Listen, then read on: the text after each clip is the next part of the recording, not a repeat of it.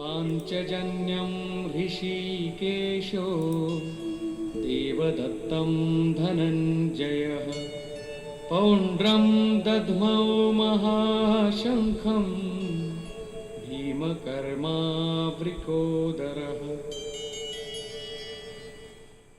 ऋषिकेश, जो हृदय के सर्वस्व ज्ञाता है, उन कृष्ण ने 5 जन्य शंख बजाया।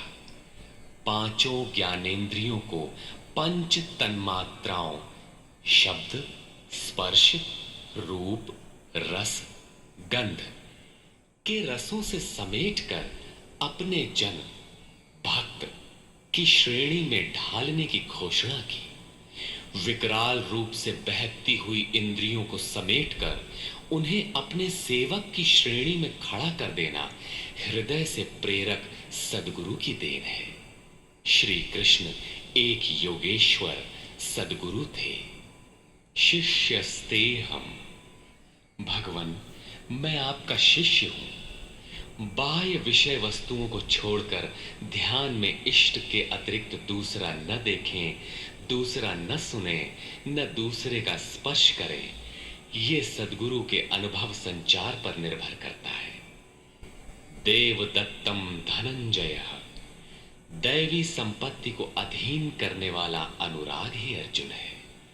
इष्ट के अनुरूप लगाव जिसमें विरह, वैराग्य, अश्रुपात हो। गदगद गिरा नयन बह नीरा, रोमांच हो।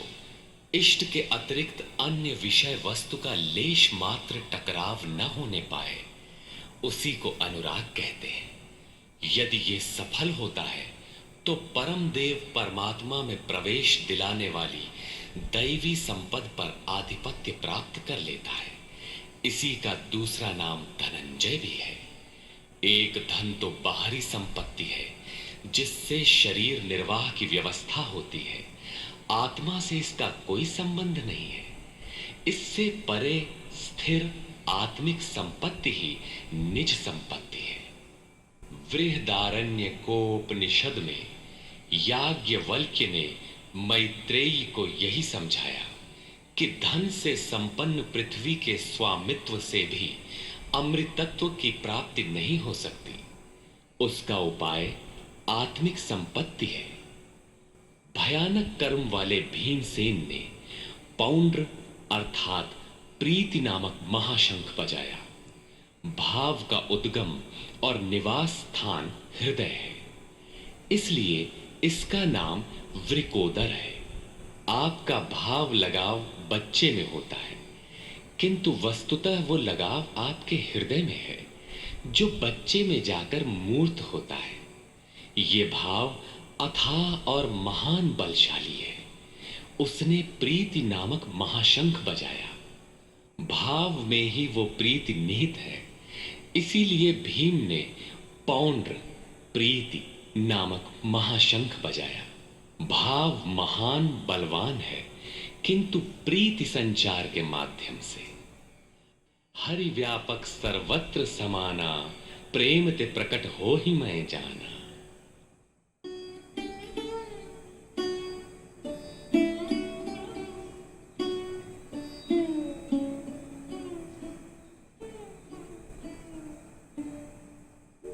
अनंत विजयं राजा कुंती पुत्रो युधिष्ठिरः नकुलः सहदेवश्च सुघोषमणिपुष्पकौ।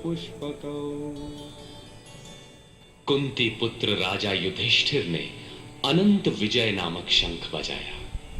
कर्तव्य रूपी कुंती और धर्म रूपी युधिष्ठिर। धर्म पर स्थिरता रहेगी तो अनंत विजयम अनंत परमात्मा में स्थिति दिलाएगा। युद्धे स्थिरः सह युधिष्ठिरः।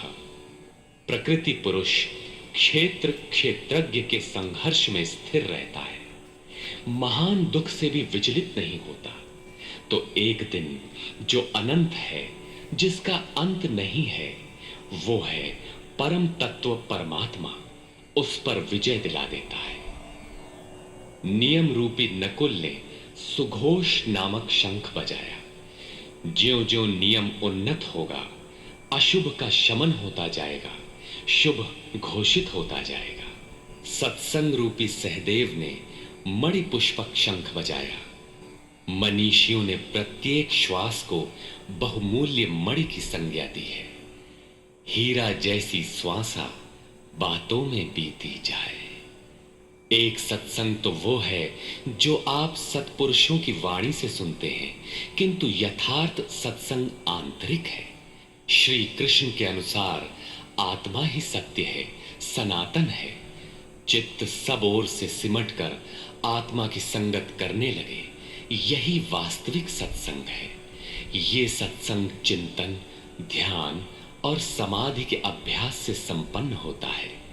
ज्यों-ज्यों सत्य के सान्निध्य में सुरत टिकती जाएगी, त्यों-त्यों एक-एक श्वास पर नियंत्रण मिलता जाएगा। मन सहित इंद्रियों का निरोध होता जाएगा। जिस दिन सर्वथा निरोध होगा, वस्तु प्राप्त हो जाएगी। वाद्य यंत्रों की तरह चित्त का आत्मा के स्वर में स्वर मिलाकर संगत करना ही सत्संग है। बाह्य मणि कठोर है, किंतु श्वास मणि पुष्प से भी कोमल है। पुष्प तो विकसित होने या टूटने पर कुम्हलाता है, किंतु आप अगले श्वास तक जीवित रहने की गारंटी नहीं दे सकते। किंतु सत्संग सफल होने पर प्रत्येक श्वास पर नियंत्रण दिलाकर परम लक्ष्य की प्राप्ति करा देता है। इसके आगे पांडवों की कोई घोषणा नहीं है, किंतु प्रत्येक साधन कुछ न कुछ निर्मलता के पथ में दूरी तय करता है। आगे कहते हैं,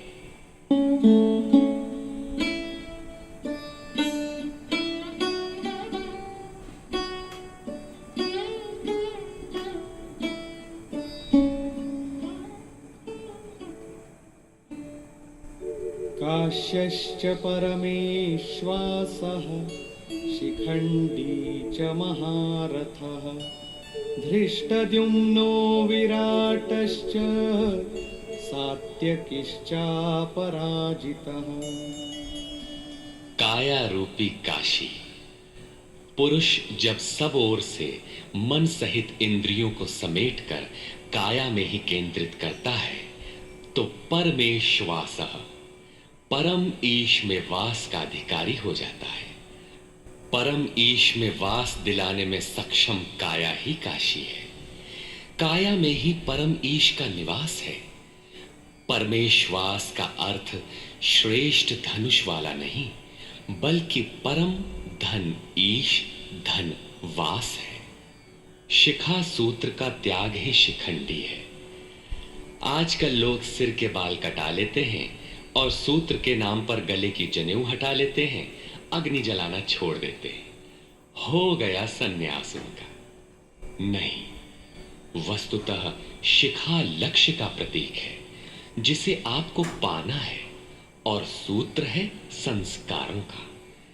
जब तक आगे परमात्मा को पाना शेष है, पीछे संस्कारों का सूत्रपात लगा हुआ है, तब तक त्याग कैसा, सन्यास कैसा? अभी तो चलने वाले पथिक हैं। जब प्राप्तव्य प्राप्त हो जाए, पीछे लगे हुए संस्कारों की डोर कट जाए, ऐसी अवस्था में ब्रह्म सर्वथा शांत हो जाता है। इसलिए शिखंडी ही ब्रह्म रूपी भीष्म का विनाश करता है। शिखंडी चिंतन पथ की विशिष्ट योग्यता है, महारथी है।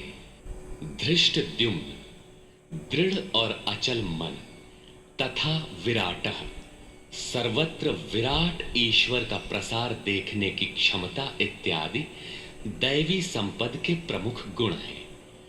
सात्विकता ही सात्यकी है। सत्य के चिंतन की प्रवृत्ति अर्थात सात्विकता यदि बनी है तो कभी गिरावट नहीं आने पाएगी।